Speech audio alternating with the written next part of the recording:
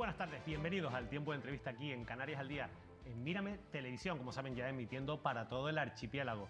La realidad es que somos islas volcánicas, tenemos que aprender a convivir con los volcanes. Eso nos lo han enseñado muchos episodios a lo largo de la historia, pero más recientemente nos lo enseñó la erupción en la isla de La Palma, la erupción del Tajo Gaite. Lo cierto es que el aumento de la sismicidad, de la emisión de gases en la isla de Tenerife también ha vuelto a recordar esta máxima de que somos islas volcánicas y tenemos que aprender a convivir con los volcanes, pero también ha abierto la especulación. ¿Es posible? ¿Es cercana una posible erupción volcánica en la isla de Tenerife? Bueno, qué mejor que hacer ese análisis desde la óptica, la única óptica con la que se tienen que analizar estas cosas, que es la óptica científica, y por eso hoy nos acompaña el director del Instituto Volcanológico de Canarias para intentar arrojar luz y sobre todo datos sobre la realidad volcanológica de la isla de Tenerife. Nemesio Pérez, muchas gracias, bienvenido aquí a Canarias al Día. Bien hallado, muchas gracias, David. Bueno, yo creo que es la pregunta que vamos a ir poco a poco hablando de datos, hablando de volcanes, de algo que es una realidad para nosotros, Nemesio, pero es la pregunta que todo el mundo se hace. ¿Hay peligro de que pueda haber una erupción inminente en la isla de Tenerife? Vamos, en la isla de Tenerife, normalmente es una isla volcánicamente activa, pero no estamos ante el escenario de una erupción inminente. Eso, que yo sepa, nadie lo ha dicho, ni se ha dicho en el Comité Científico del PEOLCA, ni en ningún sitio. Si alguien lo ha dicho, pues no sé quién ha sido, pero eso no es así. Es verdad, por el contrario, que en la isla de Tenerife, desde mediados, o sea, desde 2016, incluso antes, se empiezan a ver anomalías que no habíamos visto con anterioridad, ¿no? ¿Qué tipo de anomalías? Pues las anomalías fundamentalmente han sido... En Tenerife tenemos 4 sistemas volcánicos, que es el complejo Teide y Pico Viejo, para situar la dorsal noroeste de Tenerife, o dorsal de Abeque, la dorsal noreste, o Pedro Gil, dorsal Pedro Gil, y después está la dorsal del sur, que es más o menos de Vilaflor hacia lo que es la costa de Granadilla, ¿no? ¿Son 4 sistemas independientes? Son, bueno, vamos a decir, son vecinos, ¿no? Porque han construido esta isla, ¿no? E incluso muchos millones de años más, pues tendrías a Teno y tendrías a Naga, que eran como ambientes volcánicos insulares diferenciados. Entonces, ¿dónde hemos encontrado anomalías?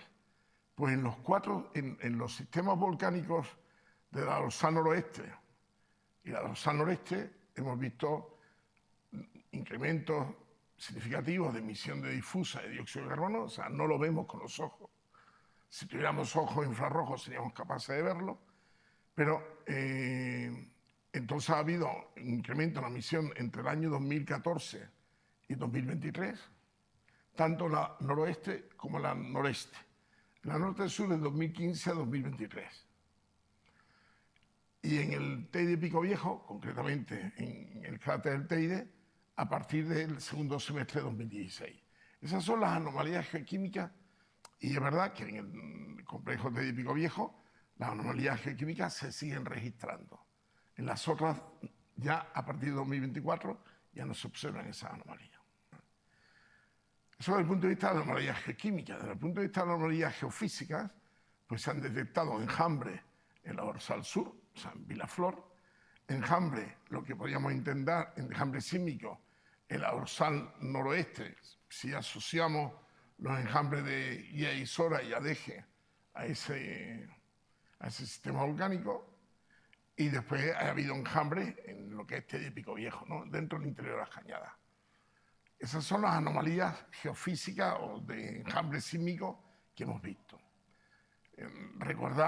Quisiera recordar que enjambre sísmico de sismo de ruptura, de sismo de fracturación, se han registrado más de un centenar de enjambres sísmicos en Tenerife desde junio de 2017, pero hay otro tipo de enjambres que son los enjambres de eventos sísmicos híbridos, que no son eventos de ruptura, como cuando coges un lápiz, lo tensionas y llegas a romperlo, son un evento de fractura o de ruptura. Los otros eventos híbridos son como cuando tú tienes una tubería por la que circula agua y de repente le metes más presión al agua y ves cómo la tubería empieza a vibrar. ¿Y eso cómo lo interpretan ustedes, Nemesio? Movimiento de fluido, ¿vale? Movimiento de fluido a una presión considerable. Entonces, esas anomalías son las que hemos observado y después en una ligera deformación dentro de lo que podemos considerar el ruido, dentro de las cañadas, de menos de 2 milímetros, ¿no? Menos de 2 centímetros, perdón. Esas son anomalías que nos están diciendo indudablemente que este es un volcán activo. Lo que ocurre es que la interpretación, la hipótesis que estamos manejando a fecha de hoy, con los datos de hoy, de esta anomalía es una presurización del sistema hidrotermal que existe en el subsuelo de la isla Tenerife. Y para que los televidentes yo intente explicar lo mejor posible, los sistemas hidrotermales se desarrollan gracias a focos de calor, que son los bolsas o reservorios magmáticos, y gracias a una especie de trampa geológica o capa geológica de distinta permeabilidad, ¿no? Y entonces ahí se puede almacenar pues, lo que estamos buscando, que es el calor interno de los volcanes para generación eléctrica. Entonces, ese sistema hidrotermal es lo que está presurizándose, o la hipótesis que estamos manejando, y generando todas estas anomalías. Y la razón de por qué se está presurizando, la hipótesis que estamos manejando, es la inyección de fluidos procedentes de esos reservorios magmáticos hacia el sistema hidrotermal. A diferencia de La Palma, en La Palma hubieron como 10 enjambres sísmicos, ¿sí? Pero el primer enjambre sísmico, el de octubre de 2017, desde el primer enjambre sísmico sabíamos que eso era consecuencia de una intrusión magmática. Y para que la gente entienda, una intrusión magmática no es ni más ni menos que movimiento de magma dentro de la corteza o dentro de lo que es la parte superior del manto. Eso, sin embargo, en Tenerife no está ocurriendo. Efectivamente. Entonces, la gente podrá decir, bueno, ¿y por qué? Bueno, esa intrusión magmática nosotros la teníamos localizado entre 20 y 25 kilómetros y generaba un enjambre sísmico de baja, bueno, lo normal, el sistema volcánico, de no muy una magnitud, son eventos terremotos de baja magnitud.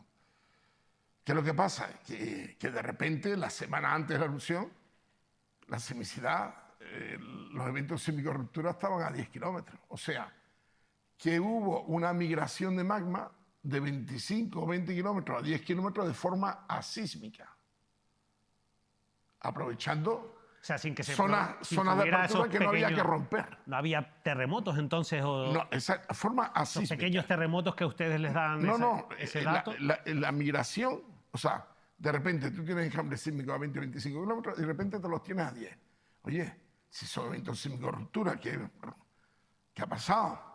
Pues que el magma ha tenido que encontrar zonas permeables donde no era necesario romper corteza. ¿Vale? Y eso fue lo que ocurrió. En Tenerife hay una cosa muy importante. A escala global, en los vulcanólogos pues, se ha estudiado, por ejemplo, intrusiones magmáticas que hayan ocurrido en el planeta Tierra. El 80% de las intrusiones magmáticas, el magma se queda en el subsuelo. El 20% termina en erupción. Harán de 80-20 o 90-10, como quieras, pero bueno. Ahora, ¿qué es lo que ocurre? Eso lo podemos extrapolar. Eso son unas observaciones a escala global. Cada volcán es su padre y su madre. Podemos extrapolar esas probabilidades al escenario de un volcán en concreto. Es difícil saberlo porque no hemos tenido intrusiones magmáticas cada año, ni cada 100 años, ¿no? Vamos a intentar apoyarnos en algunas imágenes, Nemesio, que yo creo que son importantes y que nos van a ayudar a entender un poco cuál es la situación actual, cuáles son esas probabilidades. Vamos a empezar, por ejemplo, con este mapa en el que vamos a poder ver reflejado todas esas zonas o la distribución en la isla de Tenerife de las posibles zonas de riesgo y cuáles son las que tienen pues, un mayor riesgo volcánico, que ahí lo estamos viendo. Bueno, permíteme que haga una pequeña corrección. Esto es un mapa de peligrosidad, ¿no? Normalmente zonificar el territorio en función de la peligrosidad volcánica es una de las acciones que se destinan para reducir el riesgo. Pero lo que estamos viendo, o lo que están viendo en pantalla, es una zonificación de territorio en función de la peligrosidad. ¿Y qué nos dice? Pues esto nace a raíz de estudiar la volcanología, la geología de esta isla en los últimos 10.000, 15.000 años. incluso prestando atención al volcanismo histórico. Entonces, aquí hay unas zonas de color rojo, Sí. una zona de color naranja, una zona de color amarillo, otra verde más claro y verde más oscuro. Lo que está diciendo es cuál es la zona de Tenerife que tiene una mayor probabilidad de experimentar una futura erupción en Tenerife. ¿Y esto está basado en registros de Eso está basado en los registros geológicos de la actividad volcánica. Es decir, el conocer cuántas erupciones han ocurrido en esas zonas, ¿no?, en los últimos 10.000 años. Y estos mapas de periodicidad volcánica, que son esta zonificación que es tremendamente útil para la reducción del riesgo volcánico, en nuestro territorio tiene una cierta limitación. ¿Por qué? Porque esto tiene utilidad para hacer un mejor uso de planificación territorial. Pero claro, cuando ya tú tienes una isla donde de medianías para abajo ya tienes un cinturón habitable, por tradición, por economía, por política, tú no puedes decir, bueno, pues ahora cierro esto y aquí. Entonces, la única utilidad que tienen estos mapas para reducir el riesgo volcánico es que las administraciones públicas deben tener muy presente que las infraestructuras críticas de largo periodo, hospitales, puertos, aeropuertos, centrales de generación eléctrica, en la medida de lo posible esto último, pues tienen que hacerse fuera de la zona roja o naranja. O sea, las infraestructuras más delicadas no deberían estar en esa zona por prevención. Críticas que tú vas a necesitar en el caso de una emergencia. Entonces, curiosamente, los dos principales hospitales están en zona verde, el muelle de Santa Cruz de Tenerife está en zona verde, los aeropuertos están en zona verde, o sea que está bien hecho, más o menos. ¿Y en ese mapa coincide un poco con los registros que ustedes están teniendo en la actualidad? Sí y no, en el sentido que sí, yo diría que sí. Lo que ocurre es que esto refleja la historia volcanológica de Tenerife en los últimos 10.000 o 15.000 años. Lo que estamos registrando ahora mismo es lo que estamos registrando ahora mismo. Tiene más peso toda la información de la actividad volcánica que lo que estamos registrando. ¿Me explico? Sí, te entiendo. Pero también hay que resaltar que esto lo que refleja es cuáles son las zonas más probables. Tú te puedes comprar 5 boletos de la Bonoloto y yo uno, tú tienes más probabilidad de sacártelo que yo, pero eso no significa que yo no me la saque. Esto no quiere decir, a ciencia cierta, nunca mejor dicho, que si hay una erupción en Tenerife se vaya a producir en esas zonas. ¿Cómo? ¿Es más probable que se produzca? Es la más probable, pero a lo mejor no sale en el medio del Valle de Orotava. Hablando de probabilidades, Nemesio, porque ustedes también han hecho los cálculos. Estamos hablando siempre de probabilidades. Estamos hablando un poco teniendo en cuenta toda esa evolución geológica de la que ustedes hablaban. Y, por ejemplo, tenemos este cuadro en el que, en concreto, en la isla de Tenerife, vamos a ver cuáles son las probabilidades, ahí lo estamos viendo, en un periodo de tiempo, ¿no?, que vemos en la parte izquierda. Esto es muy interesante porque, bueno, nosotros, teniendo en cuenta el número de erupciones, los últimos 600 años, vamos a limitar, bueno, en el caso del Teide Pico Viejo, tenemos que ir a los últimos 10.000 años, ¿vale? Pero teniendo en cuenta un periodo de tiempo, el número de erupciones que han ocurrido en un periodo de tiempo en Tenerife, por ejemplo, 6 erupciones en los últimos 600 años, en Teide Pico Viejo, bastante, o sea, no sé si eran 12 o 14 en los últimos 10.000 años, y en Pico de Fuego, que es un estratovolcán en Cabo Verde, pues en los últimos 600 años. Entonces, nosotros utilizando un modelo de distribución probabilístico, un modelo Poisson, y utilizando esas ventanas temporales y esas erupciones, podemos estimar cuál es la probabilidad de una erupción de Tenerife en un año, en 5, en 10, en 25, en 50, en 500 años. Entonces, ¿qué es lo que estamos viendo aquí?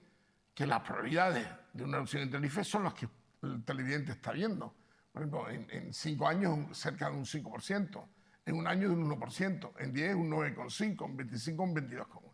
Ahora bien, como aquí cada vez que hablamos de cambios de la actividad volcánica en Tenerife, todo el mundo mira para el Teide, ¿no?, porque es el volcán omnipresente. Porque es difícil no ver el Teide. No, efectivamente, y más cuando vas por la curva del Sausal para abajo, ¿no? Pero es verdad que la probabilidad de una erupción en el Teide son prácticamente un orden de magnitud menor que las probabilidades que tenemos en el caso de... O sea que si hay una erupción hay más probabilidades que no sea en el Teide de que sea en el Teide. Pero eso, nosotros no hablamos de certeza, hablamos de probabilidades, como tú bien dices. Claro. Y la Bonoloto se la puede sacar cualquier persona. Y hay otra cosa importante que yo he querido reflejar entre Teide y Pico Viejo y Pico de Fuego. Los dos son estratovolcanes. Pero si puedes ver la probabilidad en Pico de Fuego es una bestialidad. Es altísima. Podemos decir que es alta, entiendo. Es un estratovolcán joven, o sea, en comparación con Teide y Pico Viejo, ¿no? Y por eso tiene esas probabilidades, ¿no? Y como pasa en la vida, al ser más joven tiene más actividad también. Efectivamente, tiene erupciones muy frecuentemente, ¿no? La última fue en 2014-2015, ¿no?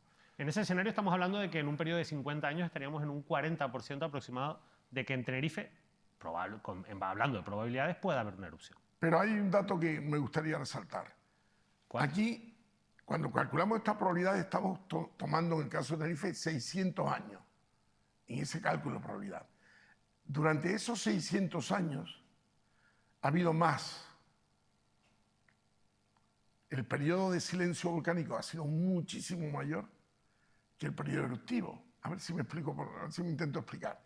Vamos a suponer que ha habido 30 días de erupción por cada 6 erupciones. Sí. Un mes. Ponle 2 meses si quieres. Vale. 2 meses de erupción. Fíjate que el Chinchero fueron 9 días, ¿no? Pero bueno, Sí. 2 meses por 6 erupciones es un año. En 600 años, ponle tú que la fase preeruptiva, ponle tú 2 años más, pero la mayor parte es silencio volcánico. Entonces, ¿qué es lo que ocurre a esas probabilidades? Que cuando tú no estás claramente en fase interruptiva, sino un poquito más de intranquilidad, de unrest, esas probabilidades tienen que experimentar un ligero incremento. O sea, ¿por qué? Porque estas probabilidades están basadas fundamentalmente en un largos periodos de silencio volcánico. Pero cuando el silencio volcánico empieza a ser más ruidoso, como el de ahora, Claro. estamos en silencio volcánico, pero tenemos un nivel de ruido un poquito más alto. Pues la probabilidad tiene que ser. Ahora, ¿podemos cuantificar cuánto alto sería? No, no podemos cuantificarlo. Pero supongo que mucha gente estará escuchando y diciendo, vale, Nemesio, esa es la explicación científica, se entiende muy bien, usted tiene que ser cauto, pero a la pregunta, ¿usted cree que a corto plazo cabe la posibilidad de que haya una erupción en Tenerife? Con los datos que tenemos ahora mismo, no es posible. ¿Por qué? Porque no podemos decir con un buen grado de certidumbre que tengamos un proceso de intrusión magmática. Si tuviéramos un proceso claro de intrusión magmática, podríamos decir que hay un 20% de probabilidad de que haya erupción. Pues, cuando nosotros hablamos de corto plazo, hablamos de semanas o meses, ¿no? Cuando hablamos ya de largo plazo, hablamos de pocos años, ¿no? Entonces, es que si no tengo proceso de intrusión... Ahora bien, el escenario me puede cambiar. Fíjate lo que ocurrió en La Palma. Lo que ocurrió en La Palma, y teníamos enjambre a 20-25 kilómetros y de repente tenemos enjambre a 10. Es que una de las grandes preocupaciones, sobre todo que ha dejado la erupción del volcán de La Palma, es que la sensación que se transmitió es que se tardó en descubrir que había ese riesgo volcánico, por lo menos en tomar las decisiones, que es verdad que eso son cuestiones políticas, a la hora de tomar precauciones ante ese riesgo. Y la gente tendrá ese miedo de que eso pueda volver a ocurrir. Mira, yo siempre le transmito a la gente que aquí todos somos responsables de la reducción del riesgo. Desde el político, que tiene la máxima responsabilidad, hasta el ciudadano de la calle. Nosotros, los que vivimos esta tierra, hayamos nacido o no, tenemos que ser conscientes en qué tierra vivimos. Y vivimos en una isla maravillosa. A mí me encantan los paisajes volcánicos y si son activos, más todavía. Ahora, y podemos disfrutar de vivir en estas islas largos periodos de silencio volcánico. No tenemos los problemas que a lo mejor tiene la isla de Hawái, donde tiene erupción. O sea, podemos vivir largos periodos. Y lo que tenemos que hacer es prepararnos cuando nos toque bailar una pieza de música que no nos gusta tanto. Ahora bien, si nos vamos a ocupar de prepararnos para bailar esa pieza de música en el momento que tiene la música tocando, olvídate. El baile no va a salir bien. Es ahora, en los momentos de silencio volcánico, donde tenemos todos, de los responsables políticos, los periodistas, todos, los ciudadanos en general. Oye, ¿qué es lo que puede hacer un ciudadano en general? Oye, pues que conozca la realidad de su territorio. Yo muchas veces le pido al ciudadano en general, oye, ¿cuál es el significado del color del semáforo volcánico? Mira, yo con que sepan eso ya me doy con un canto a los dientes. Pero la gente, si tú te vas a vivir a la ciudad de San Francisco, pues sabrás que esa ciudad está encima de la falla de San Andrés. Pues tendrás que preocuparte de cómo tienes que actuar en el caso de un terremoto. Pero usted lo explicaba antes, al final también eso va en la planificación en la planificación urbanística de cómo ocupamos el territorio. Sí, pero da la casualidad, David, que vete a decirle a un político norteamericano, bueno, Trump es capaz de hacer cualquier cosa, ¿no? Ya. Pero cerremos la ciudad de San Francisco porque está el fallo de San Andrés. Ni de coña. ¿Qué es lo que hace la gente? Prepararse. ¿Cuándo? Cuando venga el terremoto, no, ahora. Y estamos preparados aquí. Estamos, bueno, desde el punto de vista de la vigilancia volcánica, que es la segunda acción más importante, estamos mucho mejor que 25 años. Realmente, yo siempre he dicho que la percepción del riesgo volcánico de nuestra sociedad, y digo ahí administradores y administradores, no es buena, es baja. Porque todos nos acordamos de Santa Aurora cuando truena. Y así no funcionan las cosas. Una de las cosas que usted repite también mucho es que al final todas estas labores de estudio y de predicción volcánica no son fáciles, no son tareas sencillas, y también tenemos un gráfico que nos va a ayudar a entender cómo funciona lo que es la vigilancia volcánica, y como dice Nemesio, y vemos ahí en ese titular, no es una tarea fácil. ¿Por qué, Nemesio? Mira, en el eje X o en el eje horizontal tenemos el tiempo, que es una medida cualitativa, que es el transcurso del tiempo. Y en el eje Y o el eje vertical lo que tenemos es cómo se intensifican los parámetros de monitorización. Entonces, ¿qué es lo que cuando estás monitorizando un volcán puedes encontrarte con un escenario que va aumentando de forma hiperbólica algún tipo de anomalía, ¿no? Y entonces hay una ventana temporal, que es esa de rectángulo de color naranja o amarillo, no sé cómo lo verán, Sí. donde las personas responsables de emergencia tienen que tomar una decisión sobre evacuar, no evacuar, las decisiones que tengan que tomar. Y puede ocurrir que esa reactivación volcánica acabe en erupción, o puede que el volcán vuelva a dormir. Por ejemplo, un escenario de que el volcán pueda dormir puede estar relacionado con la crisis volcánica de Tenerife 2004-2005, o puede ser la crisis del Santorini 2011-2012, no ahora, la del Santorini. El ejemplo 1, el ejemplo de la erupción, puede ser la del Tajo Gaite, puede ser la del Pinatubo, o sea, volcanes que han terminado. Después tenemos un escenario 3 que es de una estabilidad mantenida en el tiempo, que ese es el peor de los escenarios. Podemos estar hablando, el escenario 3, para mí los campos flegreos, en la caldera de campos flegreos, que tanto se está hablando y tanto está generando preocupación. O el escenario 4, pues puede ser la caldera de Rabaul, donde yo hice mi tesis doctoral, después de muchos años de inestabilidad, pues entró en erupción en el año 94. Pero lo malo de estar en esa fase 3, entiendo que es la incertidumbre que en cualquier momento, ahí sí que podría ocurrir la erupción. O puede volver a dormir, como ha ocurrido con la caldera Long Valley, que es el escenario 5. O sea, esto no es una tarea fácil. Nosotros intentamos obtener información de lo que está ocurriendo a 5 o 4 o 6 kilómetros de profundidad, pero no viajamos a eso para ver lo que está pasando. Estamos obteniendo información a través de nuestras redes instrumentales y nuestras campañas para poder inferir qué es lo que está pasando. No es una tarea fácil. ¿Podemos saber qué tipo de erupción es la más probable? Pues esa es una buena pregunta, que a lo mejor teníamos que haber hablado. Mira, la erupción más probable es una erupción de bajo índice de explosividad.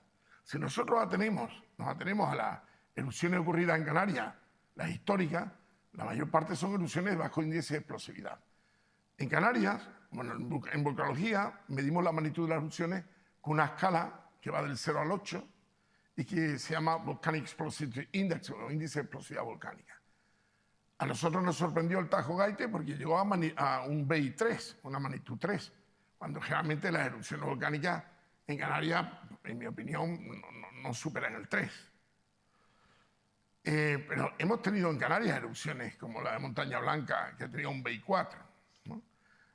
Es verdad que pueden haber magnitudes mayores, pero lo más probable es que tengamos erupciones de bajo índice de explosividad, como mucho de la explosividad del Tajo Gaite. ¿Dónde? En cualquiera de los sistemas volcánicos. Ahora bien, en el escenario de de Pico Viejo pueden también registrarse erupciones de mayor índice de explosividad, como la de Montaña Blanca hace 2000 años, con un BI 4, con una magnitud 4, ¿no? O sea, pero lo más probable es de bajo índice de explosividad. Bajo índice de explosividad y, quizás por tener el recuerdo más reciente, similar a lo de La Palma, pero incluso por debajo de ese índice.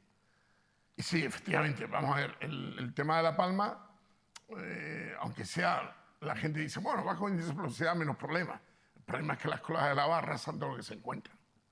Y yo, en cierta forma, a veces prefiero un mayor índice de explosividad porque son erupciones que generan menos colas de lava.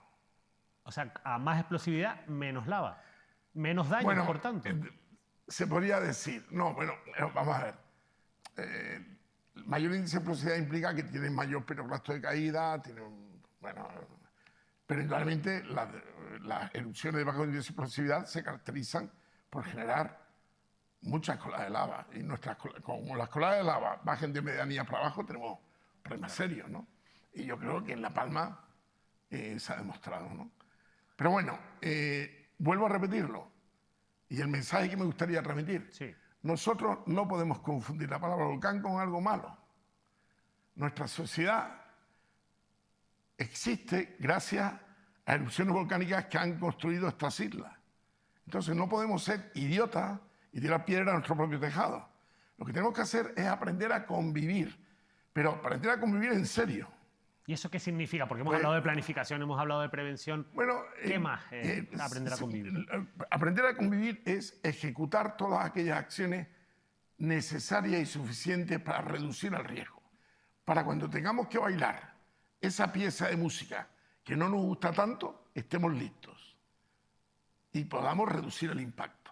Y después está la cuestión que a nadie se le escapa, que evidentemente en La Palma esto ha dejado muchas tragedias humanas y familiares por lo que ocurrió, pero también es verdad que puede ser una oportunidad en muchos sentidos. Mira, todos los problemas son una oportunidad, ¿no? Ese famoso dicho chino. Lo que es importante que la gente también entienda, aunque yo sé que es muy duro, lo material tarde o temprano lo puedes recuperar. Lo que no puedes recuperar es la pérdida de vidas humanas. Y me gustaría enfatizar en esto. ¿Tú sabes cuántas pérdidas de vidas humanas ha originado el riesgo volcánico en Canarias? No. Pues cuantificablemente no llegan más de 25. O sea, para colmo, es el riesgo natural que menos pérdida de vidas humanas ha ocasionado en Canarias. Lluvias torrenciales en el Valle de Orotava a final del siglo XIX, murieron centenares de personas. ¿Cuántas personas mueren ahogadas? Bueno, esto no es un peligro natural, esto es otra cosa, el ahogamiento. Se juntan otros factores, pero realmente va un poco el análisis, Nemesio, por el hecho de que, evidentemente, teniendo en cuenta y sintiendo mucho, ¿no?, todos los efectos que ha podido dejar la erupción de La Palma, ahora que también ya han pasado unos años y que es interesante que hagamos reflexiones, es que el volcán de La Palma, a nivel de promoción, nos ha puesto en el mapa en muchos sentidos. Ha sido un atractivo. Yo conozco a mucha gente que vino solamente a ver el volcán y que ha sido una de las mayores o mejores experiencias que ha tenido en la vida de contacto con la naturaleza, porque al final pocas veces encontramos ejemplos de una naturaleza tan viva en la que podamos estar tan cerca, ¿no?, de un fenómeno tan importante como es una erupción volcánica.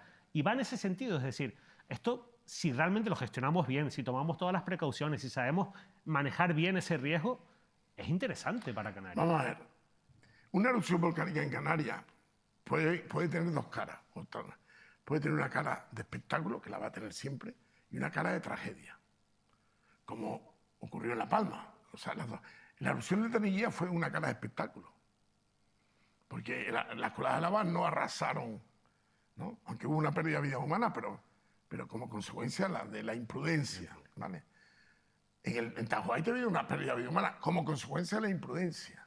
Es que me gustaría resaltar esto. O sea, es el riesgo natural bandera de la comunidad autónoma, el que nos diferencia del resto del territorio nacional, pero es lo que ha construido nuestra casa y la que menos pérdida de vidas humanas nos genera.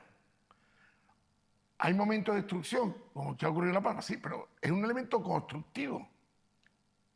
Entonces tenemos que cambiarnos el chip. Y lo importante es minimizar la pérdida de vidas humanas. Y ahí están los datos.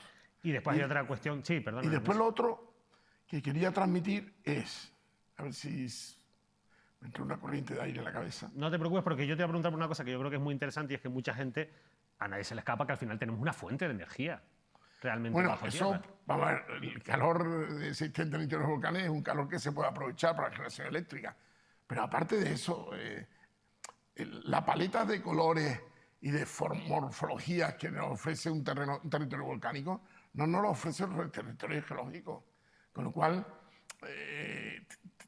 tenemos más beneficios si analizamos con una mirada larga, ¿eh? Si analizamos el bosque, no 4 árboles, son más los beneficios que los problemas.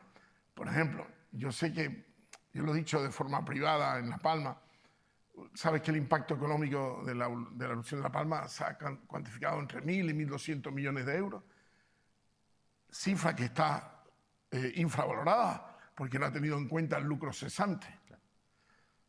Pero la pregunta es, antes de que esta erupción afectara al Valle de Aridane, hubo otra erupción que afectó en parte al Valle de Aridane, que fue la del San Juan, en el 49. ¿Cuánto dinero crees tú? ¿Cuánta caja ha hecho el Valle de Aridane en 70 años? ¿Cuánta caja ha hecho? No sabría decirlo. Hombre, yo no sabría, pero estoy seguro que 10 o 100 veces más, no soy economista, pero sería bueno que lo hiciera alguien. Seguro que está por encima de los 10.000 millones e incluso los 100.000 millones de euros. Entonces hay que mirar, tenemos la obligación de mirar todo el bosque, no 4 árboles, en el sentido del tiempo, ¿no? Oye, y que se vuelva a reconstruir La Palma y que los palmeros vivan donde quieran vivir. Oye, es que eso es decisión de ellos. Pero que sepan esto y lo importante, que de la administración pública las infraestructuras críticas no se hagan en zonas... O sea, por lo menos, ¿por qué? Porque tenemos un territorio limitado para vivir. Al final yo creo que la reflexión es clara, Nemesio. Primero, aprendamos a convivir con los volcanes y eso sobre todo conlleva ser conscientes del riesgo volcánico, tomar decisiones de planificación en ese sentido y aprovechar las oportunidades de una tierra volcánica. Tú empezaste la entrevista diciendo eso. Tenemos que mejorar nuestra convivencia. Y ahí está el truco, el almendruco. Pues Nemesio Pérez, con eso tenemos que poner fin a la entrevista. La verdad es que yo le agradezco muchísimo este ejercicio de divulgación porque a nosotros nos ayuda mucho también a entenderlo primero nosotros como medio de comunicación para poder transmitir este tipo de ideas y este tipo de cuestiones porque al final esos enjambres sísmicos, esas situaciones que se están dando, se van a seguir dando y es importante tener los conocimientos y para eso obviamente tenemos que apoyarnos en los expertos. Así que desde aquí muchísimas gracias, Nemesio. Yo te agradezco y la invitación porque ustedes son los vectores de comunicación. Ustedes tienen una cuota de responsabilidad en la gestión del riesgo volcánico muy importante. Intentar que la información que le llegue a los ciudadanos pues no sea ni amarillista ni de ningún tipo de color, sino que sea la que tiene que ser. Y como tú bien dijiste antes, la erupción de La Palma fueron un aula de concienciación ciudadana para todos los canarios que viajaron ahí. Con esa reflexión nos tenemos que quedar. Nemesio Pérez, de verdad, muchísimas gracias por haber estado hoy en Mírame Televisión. Muchas gracias a ti, David. Mucha suerte.